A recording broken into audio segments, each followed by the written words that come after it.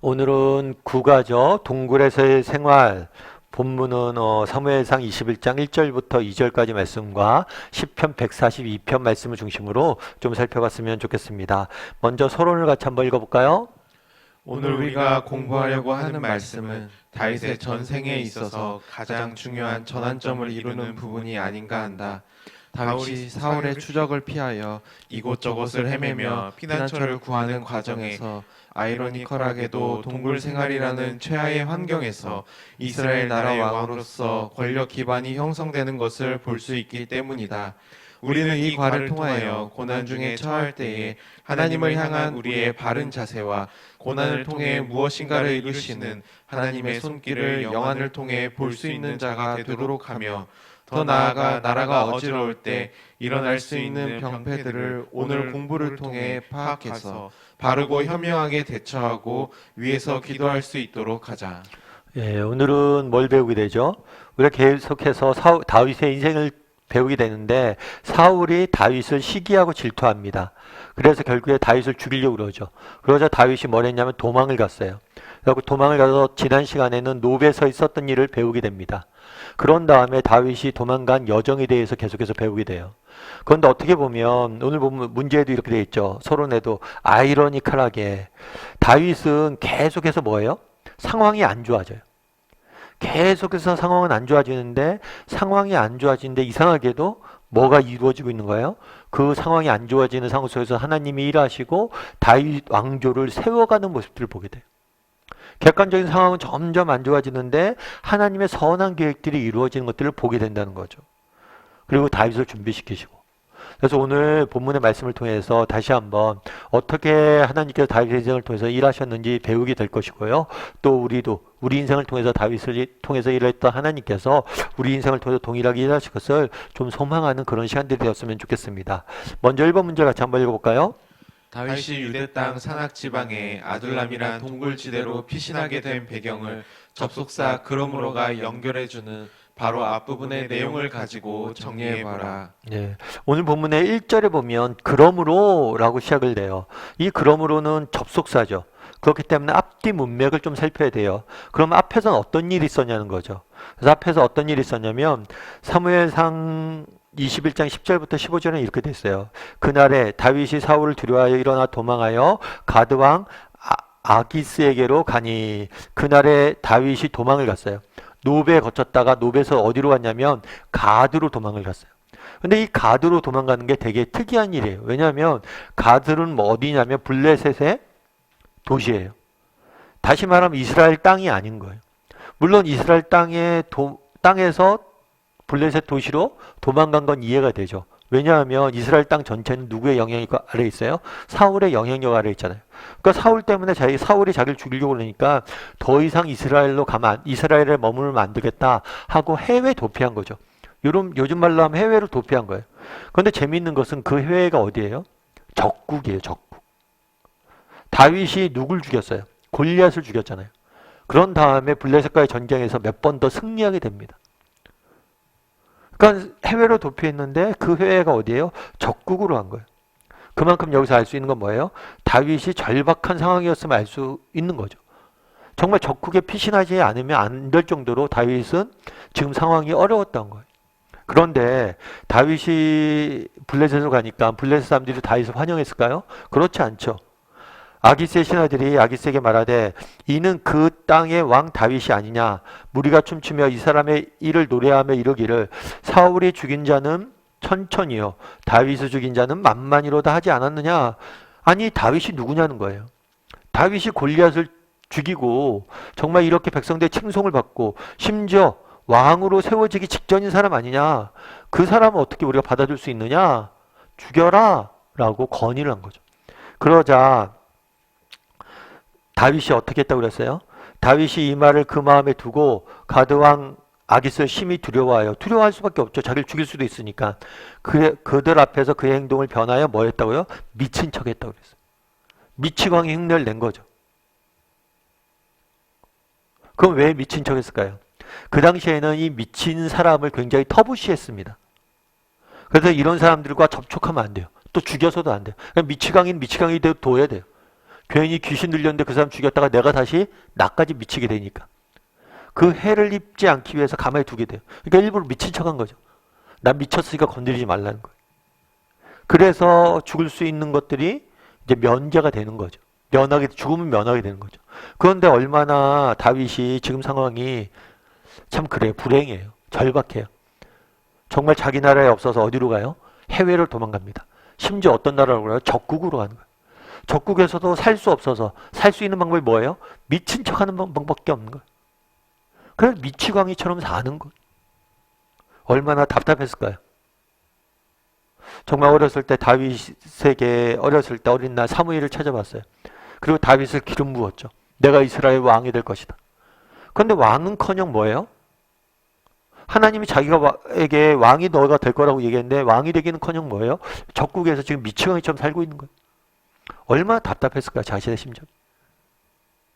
사실 우리가 보기에는 다윗은 지금 소망이 있는 상태에 없는 상태예요. 소망이 없는 상태예요. 완전히 절망에 빠진 상태입니다. 그런데 놀라운 건 뭐냐면 이 절망에 빠져있던 다윗 가운데 하나님께서 일하셨다는 거예요. 우리 먼저 지도로 좀 보면 우리가 노브에서 지난 시간에 배웠잖아요. 노브에서 어떤 일이 있었는지. 노브는 예루살렘 위에 있는 도시라고 했어요. 노브에서 어디로 가냐면 가드로 갑니다. 가드는 아까 얘기했던 것처럼 블레셋의 도시였어요. 그런데 가드에서 미친 척을 하다가 다시 어디로 가냐면 아둘람으로 가요. 특별히 아둘람에는 굴이 있는데 이 굴로 피신하게 된 거예요. 왜 아둘람에 왔냐? 가드로 갔다가 가드에서 사람들이 자기를 죽이려고 하니까 미친 척하고 여기로 왔다. 그러므로가 여기서 붙여지는 거죠. 이렇게 도망도망 다니다가 더 이상 피할 곳이 없어서 아둘람에 있는 굴로 간 거예요. 그러니까 아둘람의 굴은 뭐예요? 마지막 피난처예요. 아무도 살지 않는 산골에 있는 굴에 들어간 거죠. 이번 문제 같이 한번 읽어볼까요? 다윗이 아둘람 굴에 있다는 소문을 듣고 찾아온 사람들이 누구이며 그들이 모여든 배경이 무엇인지 생각해보라.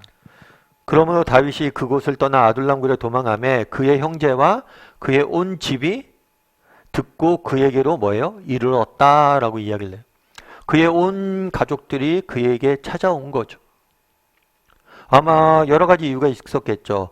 다윗이 반역을 일으켰다고 생각했기 때문에 분명히 사울이 그 아비 이새의 집을 칠 수도 있어요. 그래서 생명의 위협을 느껴서 다윗을 찾아온 걸 수도 있는데 여기서 우리가 한 가지 주목할 것이 있어요. 그건 뭐냐면 다윗의 집안 내에서의 지위가 변했다는 거예요. 지금 보면 그전에는 누구였어요? 막내였어요. 막내였고 가정 내에서 막내였기 때문에 아무도 관심을 갖지 않았어요. 아무도 막내를 찾는 사람이 없었어요. 그리고 오히려 막내가 심부름꾼이었어요. 심부름꾼이었던 막내가 지금 뭐예요? 가장으로, 가정 내에서 지도자의 취로 가장으로 가족을 이끄는 사람으로 변한 것을 보게 돼요. 가족들이 다윗을 찾아오고 다윗을 따르게 된 거죠.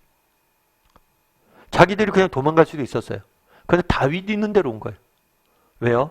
다윗이 그 가족을 이끌어주길 원했기 때문에. 그래서 지도자적 위치에 오른 것을 보게 돼요. 뿐만 아니라 뒤에는 뭐라고 되어 있어요? 환난 당한 모든 자, 빚진 모든 자, 마음이 원통한 자가 다 뭐예요? 그에게로 모였다. 많은 사람들이 그에게로 모여서 그는 그들의 뭐가 됐다고요? 우두머리가 됐다. 다르게 말하면 지도자가 됐다는 거예요. 다윗의 입장에서 되게 이상한 게 뭐냐면 지금 계속해서 다윗이 뭘 하는 거예요? 도망만 다니고 있어요. 도망만 다니고 있는데 하나님께서는 뭘 하고 계신가요? 그 주변에 사람을 모으고 계셨고 또 그를 누구로 세우고 있었던 거예요? 지도자로 세우고 있었던 거예요. 특별히 이날에 모였던 이 사람들, 환난당한 자, 빚진 자, 마음이 원통한 자, 이 사람들 뒤에서 우리가 살펴보기도 하겠지만 이후에 다윗 왕조가 세워집니다. 이 다윗 왕조가 세워지는데 이 다윗 왕조에 주춧돌을 놓는 사람들이 주역이 돼요. 주역. 그래서 이후에 다윗 왕조의 용사들, 다윗의 용사들을 소개하는데 이 용사들이 거의 다 이때 만난 사람들이. 이날 아둘람굴에 모였던 사람들이 정말 어떻게 보면 세상적으로 볼 때는 환난당하고 빚지고 마음이 원통하고 뭐 가진 것 없고 소외된 사람들인데 이 사람들이 나중에 다윗의 용사들이 되는 거예요. 앞서 이야기했던 것처럼 다윗은 도망만 다니고 있었습니다. 그런데 하나님께서 뭘 하신 거예요? 그 주변에 사람들을 모으시고 그를 지도자로 세우고 있었던 거예요. 이게 놀라운 일이라는 거예요. 우리도 마찬가지일 수 있다는 거죠. 우리도 인생에 고난이 있습니다. 어려움이 있습니다. 정말 하루하루 살기가 너무 힘들어요. 너무 괴로워요. 그런데 그 사이마다 뭐예요? 하나님이 우리를 통해서 일하시고 계시고 우리를 준비시키고 계시고 우리 주변에 사람들을 모으고 계시고 정말 우리를 통해서 일하기 위해서 하나님이 준비하고 계시다는 거예요. 날 다듬고 있다는 거예요. 여러분 조앤 롤링이라는 분을 아시죠? 해리포터 시리즈를 여러분 들어보셨을 거예요. 소설로도 되어 있고 요즘은 뭐 영화로도 나와서 굉장히 인기를 많이 끌었던 책이죠. 책과 영화. 그래서 우리 아이들 어렸을 때 해리포터가 이제 해마다 이렇게 개봉되고 그러면 그거 보는 재미가. 그래서 해리포터 주인공이 어렸을 때 아주 어렸는데 마지막 시리즈 하면 성인이 될 정도로 오랫동안 인기를 끌고 많은 사람의 사랑을 받았죠. 특별히 우리나라에서 별로인데 영미 문화권에서 영어를 쓰는 문화권에서는 이 해리포터라는 소설이 굉장히 많이 인기를 끌었습니다. 근데 이 사람이 뭐라고 얘기했냐면 이렇게 이야기했어요. 유난히 짧았던 결혼 생활은 아내에서부터 무너졌고 나는 직장도 없이 혼자 아이를 키워야만 했으며 노숙자가 아닌 상태로 현대 영국에서 가능한 극한의 가난을 겪고 있었습니다. 그때 내가 중요했던 유일한 작품을 완성하는 데 온 힘을 기울였습니다. 내가 다른 부분에서 하나라도 성공을 거뒀다면 진정한 나의 영역인 글쓰기에 성공하겠다는 일념을 갖지 않았을 것입니다. 지금 작가로 성공했잖아요. 그럼 어떻게 성공했냐는 거예요. 그건 뭐냐면 내가 다른 부분에 하나라도 성공을 거두지 않았기 때문이라는 거예요. 결혼 생활에 실패했고 정말 혼자 아이를 키워야 됐고 정말 가난하게 노숙자는 아니었지만 정말 극도로 가난하게 살고 있었어요. 그래서 할 수 있는 게 뭐밖에 없었어요? 글쓰기밖에 없었던 거예요. 그래서 그것에 집중했고 지금 될 수 있었는 거예요. 내가 만약에 다른 부분에 단 하나로 성공했다면 결혼 생활이 안정돼 있거나 내가 가난하지 않았다면 이렇게 글을 못 썼다는 거죠. 어쩌면 그날의 다윗도 그럴 수 있겠죠. 하나님이 왜 이런 방법을 하셨습니까? 알 수는 없어요.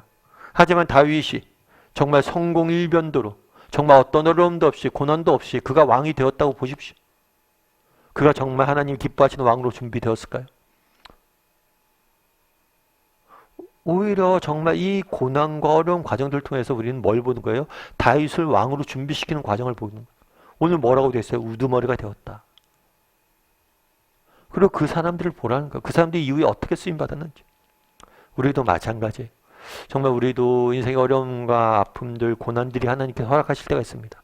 하지만 우리가 기억할 건 뭐냐면 우리 하나님은 여전히 살아계시다는, 우리 가운데 일하고 계시다는 거예요. 우리를 준비시키고 있다는 거예요. 그래서 우리를 통해서 일하시고 쓰실 거라는 거예요. 우리 3번 문제 같이 한번 읽어볼까요? 한 나라의 통치자의 잘못으로 인해 나라가 어지러울 때에는 온갖 병폐와 부조리가 만연하게 된다. 짧은 본문이지만 사무엘상 22장 1절에서 2절을 살펴보고 일어날 수 있는 병폐를 지적해보라. 네. 그때 환난 당한 자, 빚진 자, 마음이 원통한 자, 그러니까 어려움을 겪고 정말 억울함을 겪고 정말 무엇인가 부당한 대우를 받는 많은 사람들이 뭐예요? 다윗 주변에 모였다라고 이야기를 합니다. 사실 그렇죠. 사회가 어려워져요. 사회가 어려워지면 누가 가장 큰 피해를 봐요? 가난하거나 정말 소외된 자들, 작은 자들이 가장 큰 피해를 봤죠. 예를 들어서 코로나 생각해 보세요. 코로나가 있으니까 그나마 선진국들이나 우리나라 같은 경우에 백신들을 맞잖아요. 그런데 제3세계, 아프리카 같은 데는 백신조차도 없어요. 의료 서비스조차도 없어요. 그럼 그 사람들은 왜 죽는지도 모르고 죽어가는 거예요. 우리는 약이라도 먹을 수 있는데. 그런 것처럼 정말 사회나 국가나 세계가 어려움에 빠지면 늘 이렇게 가난한 자, 소외된 자, 작은 자들이 고통을 당하게 되어 있어요. 또한 사회나 세상이 부패하고 어려워지다 보면 누가 많아질 수밖에 없어요? 이런 사람들이 많아질 수밖에 없는 거예요. 그날에 왜 다윗의 주변에 이런 사람들이 모였습니까? 그만큼 그 당시가 어려웠다는 거예요.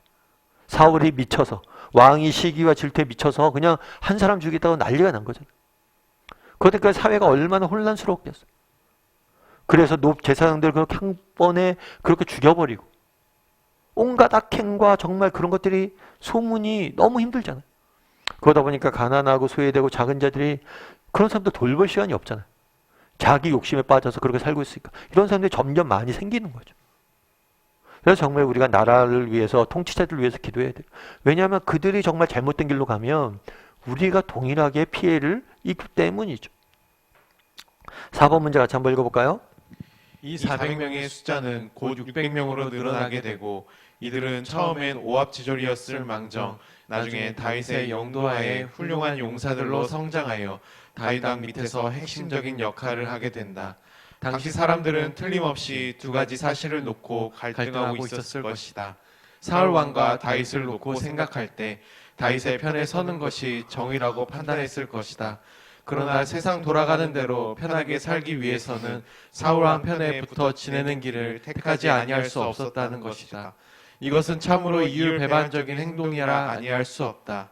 이런 점에서 다윗 곁으로 가서 고난을 함께 당하기로 결심한 자들은 매우 용감한 사람들이라 할 수 있다. 당신 같으면 신앙 양심상 어느 편을 택할 것 같은가? 그리고 그 이유가 무엇인가?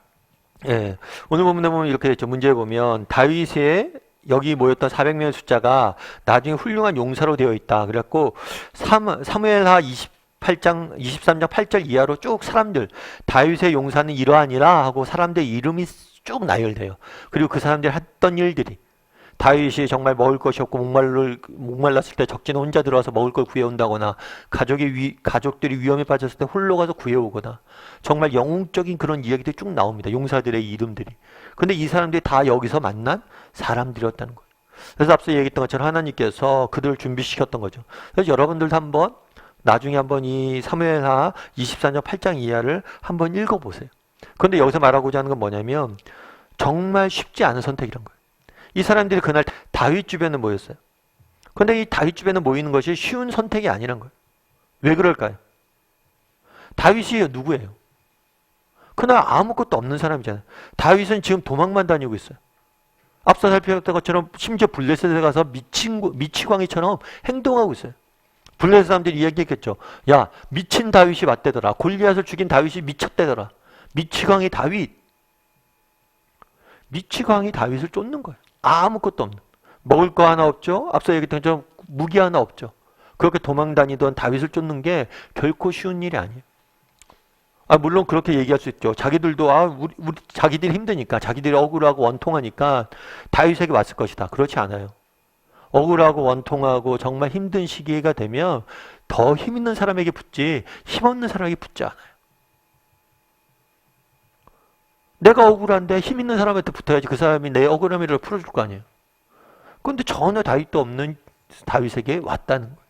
그렇다면 왜 이들이 다윗에게 왔냐는 거예요. 그럼 여러분들은 어떠냐는 거죠. 그들이 다윗에게 온 건 뭐냐면 그냥 단순히 다윗이 자신들의 아픔들을 알 것이다라는 그런 것도 있었겠죠. 그런데 결국에 하나님이에요. 하나님의 함께 하심이에요. 요나단이 왜 다윗을 인정했어요? 하나님이 함께 하셨기 때문에. 왜 다윗을 쫓았어요?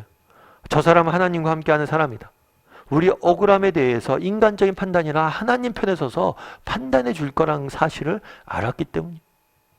다르게 말하면 그날에 그들이 따랐던 이유는 뭐냐면 다윗과의 인간적인 면 때문에, 인간적인 모습 때문에 그런 게 아니에요. 그와 함께 하시는 하나님을 바라봤기 때문이에요. 여러분, 그럼 우리는 어떠냐는 거예요. 정말 하나님과 함께하는 사람을 쫓는 사람이냐는 거예요. 그래서 우리라면 정말 다윗을 쫓았을 것인가 한번 이야기를 좀 나눠보세요. 5번 문제 같이 한번 읽어볼까요? 어느 나라 어느 시대이든지 소외 계층이 있을 수 있다고 보아야 할 것이다. 그러나 이들이 세력화될 정도라면 문제가 간단치 않다. 우리나라의 현실에도 반정부 세력이라는 것이 존재한다. 그들의 주장과 행동이 모두 다 옳은 것이 아니며 모든 것이 틀렸다고 할 수 없다. 그들의 옳은 점은 무엇이며 잘못된 점은 무엇이라고 생각하는가? 이 책이 교재가 오래 전에 쓰여졌기 때문에 우리나라 현실에도 라는 거 아마 과거에 이제 목사님이 교재 쓰실 때 이렇게 이야기하는 것 같아요. 근데 우리가 여기서 한 가지 그냥 짚고 넘어가면 그런 걸 조금 짚고 넘어갈 수 있을 것 같아요. 권위에 대해서 그런 이야기를 하죠. 권위에 순종하라. 우리가 권위에 순종하는 이유는 뭐예요? 하나님께서 그 권위를 세우셨기 때문에. 따라서 우리가 권위에 순종하는 이유는 뭐냐면 하나님께 순종하기 위해서 권위에 순종하는 거예요. 그런데 눈앞에 있는 건의가 하나님 앞에 순종하지 않고 하나님 명령에 반하는 것들을 명령한다. 그러면 그 건의에 우리는 뭘 해야 돼요? 불순종할 수도 있어요. 왜요? 이 사람에게 불순종하기 위해서 불순종하는 게 아니라 더 큰 권위인 하나님 앞에 순종하기 위해서 불순종을 하는 거죠. 예를 들면 그런 거죠. 우리 부모님에게 순종해야 되잖아요. 근데 부모님이 교회 가지 마. 안 돼, 교회 가면 안 돼. 이거 순종해야 돼요, 말아야 돼요? 부모님에게 순종하라고 그랬는데요? 그럼 무조건 따라야 돼요? 아니에요.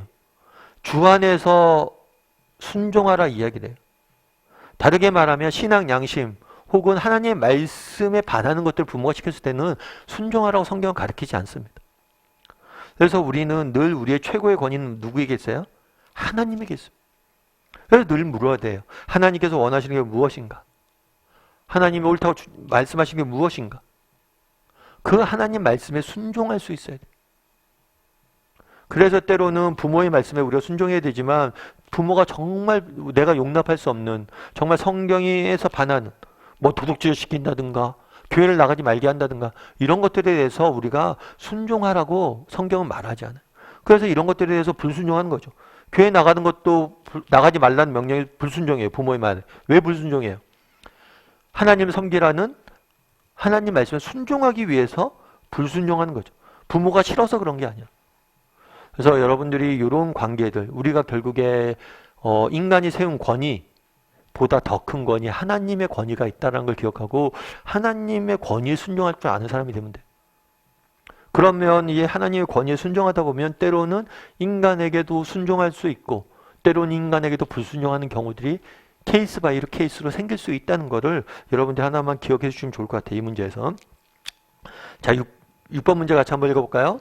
시편 142편을 같이 소리내어 읽어보라. 그리고 각자가 어떠한 느낌을 강하게 받는지 말하라. 오늘 본문 읽다 갑자기 왜 시편 142편을 이야기하느냐? 이 시편 142편이 언제 지은 시냐면 아둘람 굴에 갇혔을 때 이 굴에서 지은 시예요. 그래서 그 당시 다윗의 심정을 가장 잘 표현한 시편이기 때문이에요. 그래서 그때 아둘람 굴에 있었을 때 다윗은 어떤 심정이었을까? 이 부분에 대해서 우리가 이 말씀을 통해서 한번 살펴보자는 거죠. 7번 문제 같이 한번 읽어볼까요? 시편 142편은 다윗이 아둘람굴에 거할 때에 자신이 처한 상황을 하나님께 아뢰는 기도의 내용이다. 아마도 동굴 생활 초기와 서로 짐작되는데 이때 그의 심정은 어떠했다고 보는가? 예, 시편 120편 1절과 2절에 이렇게 됐죠. 내가 소리내어 여호와께 부르짖으며 소리내어 여호와께 간구하느니라. 내가 원통함을 그 앞에 토로하며 내 우환을 그 앞에 진술하느니라. 이렇게 이야기하죠. 그때 심정이 어땠을까요? 오늘 본문에 보면 네 가지 동사가 들어와요. 내가 여호와께 부르짖으며 간구하며 토로하며 진술한다. 부르짖다 라는 건 뭘까요? 부르짖다는 이게 법정 용어예요. 법정 용어에서 자신의 무죄를 억울함을 호소한 거예요. 억울함을 호소한. 그래서 부르짖다는 건 내가 억울합니다 라고 외치고 있다는 거예요. 간구한다는 건 뭐예요? 자신의 형편을 자세히 설명하는 거예요. 그 다음 토로한다. 토로한다는 건 뭐냐면 쏟아낸다는 거예요. 자신의 안에 있는 아픔과 울분과 그런 것들 다 쏟아내는 거예요. 진술하다는 건 뭐예요? 이것 역시 설명하다는 거예요. 내 형편을. 그래 당시에 바울의 상황은 어떠했죠? 다윗의 심정은 어떤 거예요? 억울한 거죠.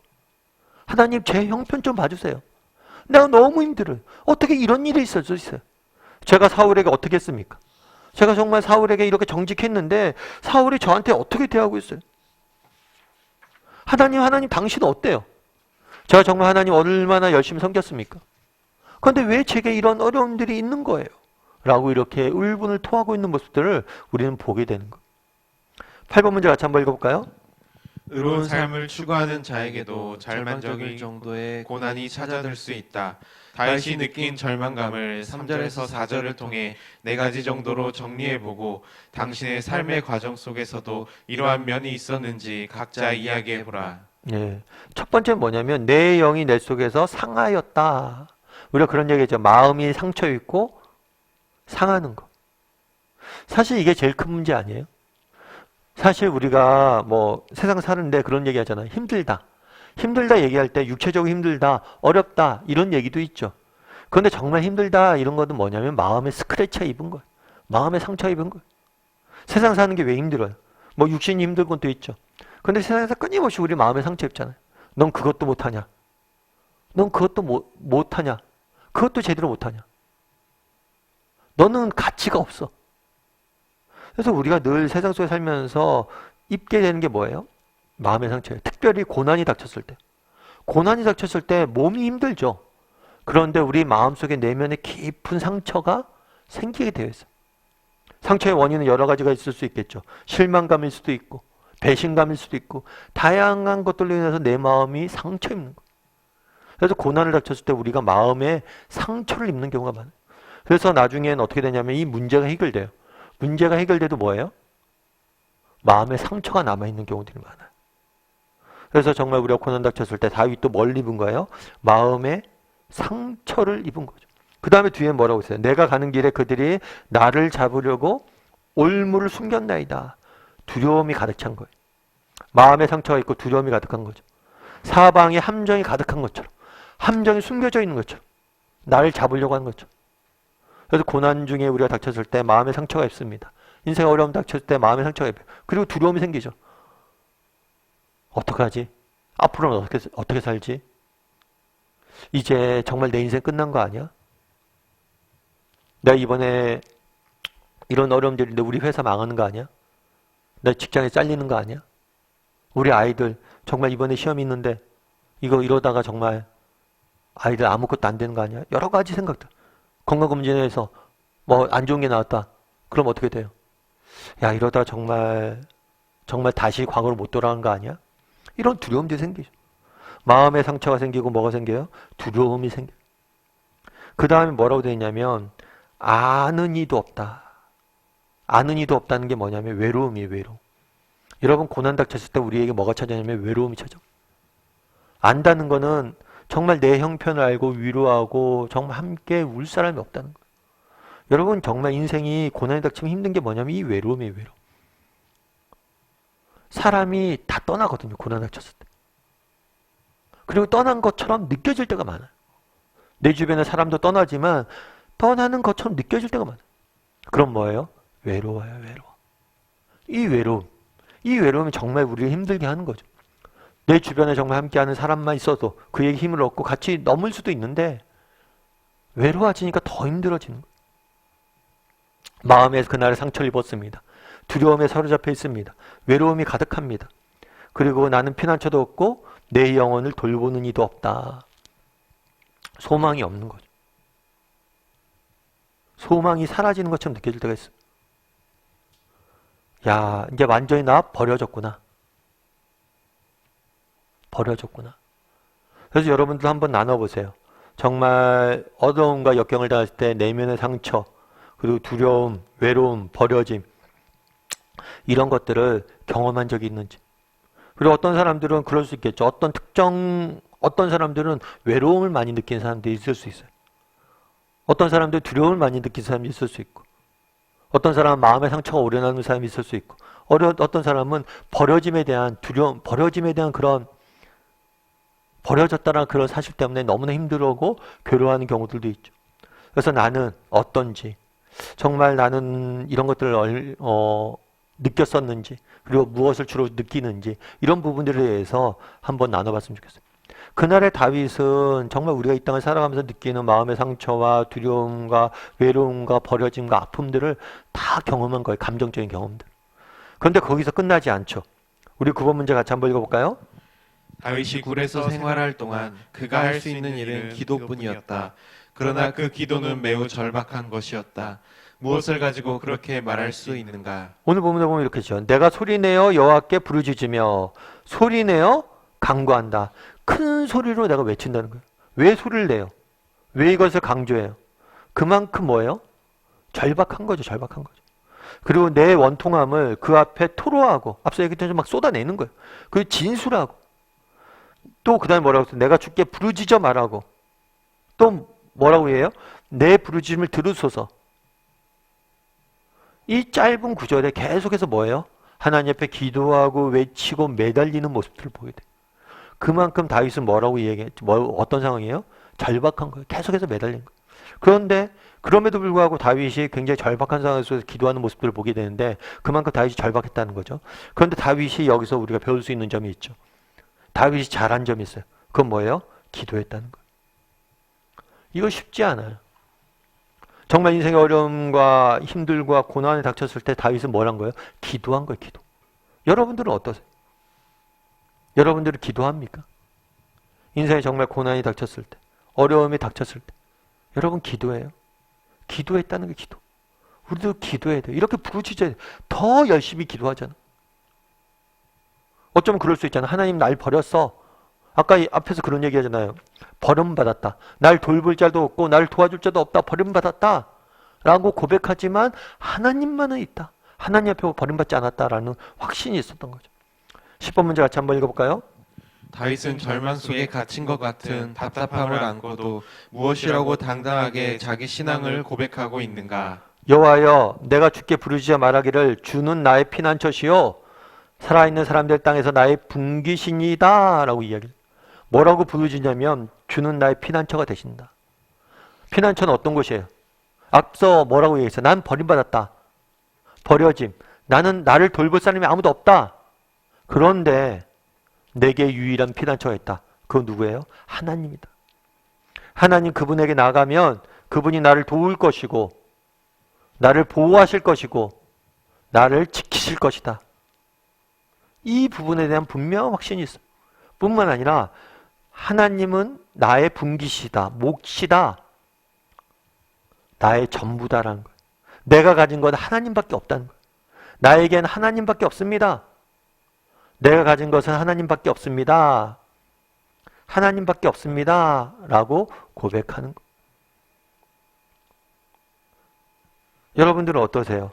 정말 다윗처럼 이런 어려움에 처했을 때 정말 하나님이 나의 피난처가 되실 것이고 정말 그분만이 나의 피난처시고 그분만이 내게는 하나님 당신밖에 없습니다. 라고 매달릴 수 있는 사람이냐는 것. 사실 제가 예전에 이제 국제제자훈련에 사역하고 그랬을 때 이제 외국에 있는 목사님들하고도 이렇게 많이 이야기를 좀 나눴어요. 그러면서 그런 이야기를 하는 거죠. 사실은 우리나라 같은 경우에는 굉장히 짧은 시기에 한국 교회가 굉장히 급성장을 한 케이스예요. 사실 옆 나라 일본만 봐도 일본 같은 경우에 우리나라보다 복음이 먼저 들어왔지만 인구의 3%밖에 안 되죠. 그럼 뭐 여러 가지 한국은 그럼 왜 그렇게 급속하게 성장했느냐 여러 가지 이야기들이 있어요. 그런데 한국은 복음이 누구에게 전해졌냐면 가난한 자들에게 전해졌어요. 그리고 복음이 언제 전해졌냐면 정말 밑바닥에 있을 때 전해졌어요. 정말 우리나라가 얼마나 어려웠어요. 일제시대 때. 정말 많은 사람들이 고통 중에 있을 때 전해졌어요. 그래서 그 사람들이 뭘 한 거예요? 하나님밖에 의지하지 않은 거예요. 그래서 그런 이야기를 해요. 좀 그런 얘기를 하더라고요. 한국에 있는 목회자들은 자기들이 봤을 때 외국 사람들이 봤을 때 한국 목사자는 독특한 게 있다. 그건 뭐냐면 하나님께 올인한다는 거예요. 정말 목회나 여러 가지 어려움들이 있으면 하나님 당신밖에 없습니다. 당신밖에 없습니다. 살려주십시오. 라고 하나님께 올인한다는 거예요. 그런데 자기네들은 가진 것이 많아서 그런지 몰라도 그러기가 쉽지 않다는 거예요. 참 공감이 돼서. 우리나라가 왜 이렇게 적이 됐습니까? 단기일간에 성장을 했어요. 한 가지밖에 없어요. 하나님 당신밖에 없습니다. 다윗이 그날을 고백하잖아요. 하나님 당신밖에 없습니다. 하고 하나님께 모든 걸 맡기고 의지하잖아요. 11번 문제 같이 한번 읽어볼까요? 그가 마지막으로 간직한 소망은 무엇인가? 내 영혼을 옥에서 이끌어내사 주의 이름을 감사하게 하소서. 주께서 나에게 갚아주시리니 의인들이 나를 두르리다. 내 영혼이 지금 아까 어떻겠어요? 절망 가운데 있었잖아요. 그런데 나를 이 절망에 있는 내 영혼을 끄집어내사 위로하사 나로 하여금 감사하고 하나님을 찬양하게 하십시오. 왜요? 그가 반드시 뭐예요? 갚아줄 것이다. 우리 하나님 보고 계시고 반드시 갚아주실 것이다. 이 사실에 대한 확신이 있었던 거예요. 우리도 마찬가지예요. 여러분 정말 우리 인생이 계속해서 그날의 다윗처럼 어려움과 시련과 역경만이 지속되는 것 같잖아요. 그래서 정말 우리 인생이 여기서 끝날 것 같잖아요. 아니요. 우리에겐 하나님이 계시죠. 정말 하나님께서 뭐예요? 다 갚아주실 거예요. 정말 그날에 하늘나라 가면 다 갚아줄 거예요.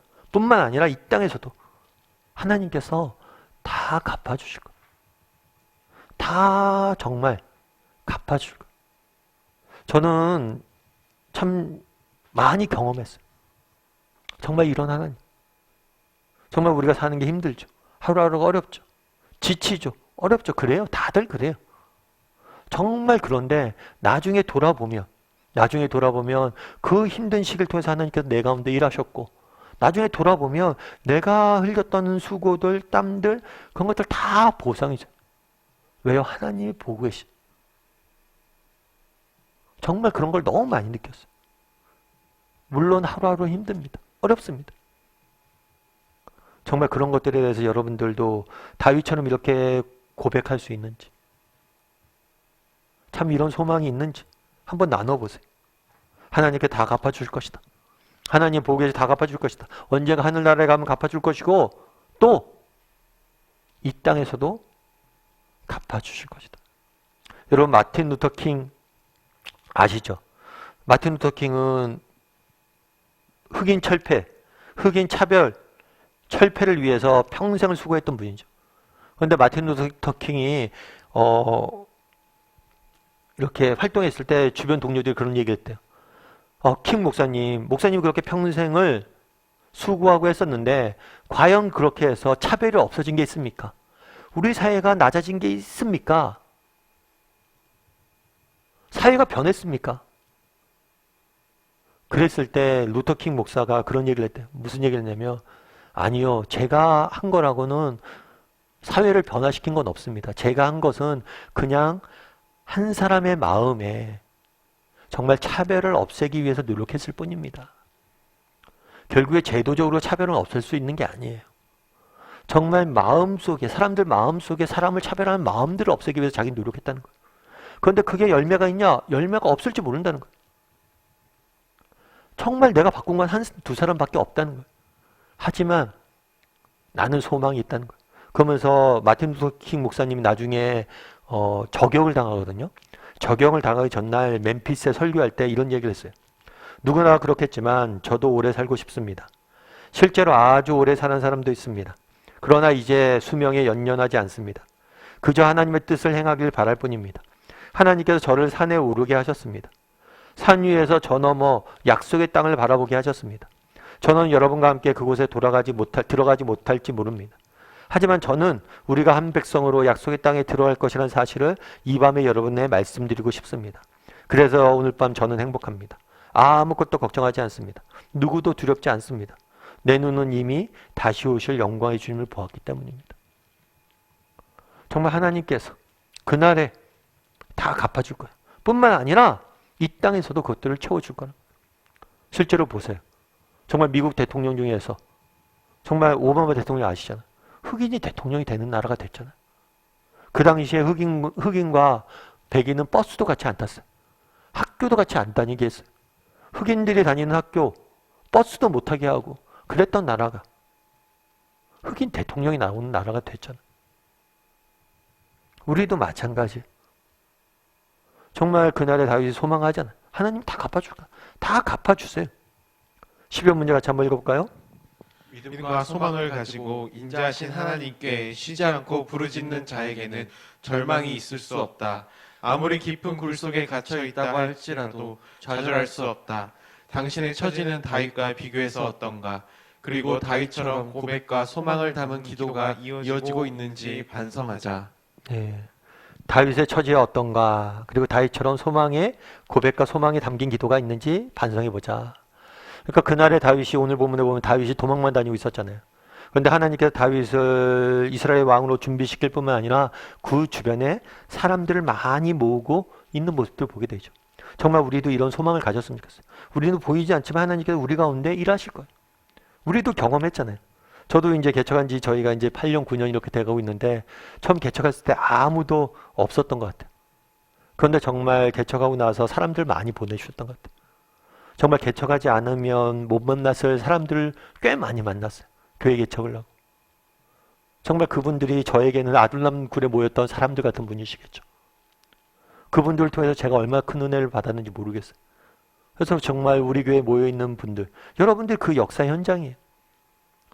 정말 처음 개척했을 때 아무도 없었을 때 그렇게 한두 분 오셔서 같이 우리 교회 세워가고 있잖아요. 정말 그때 제가 개척 초기에도 이 아둘람굴 설교 갖고 설교도 했을 거예요. 여러분들 저에겐 그런 사람들이에요. 저는 진짜 경험을 많이 했어요. 아둘람굴에서 만났던 그 다윗의 만남이 나에게도 있다는 걸 깨달았어요.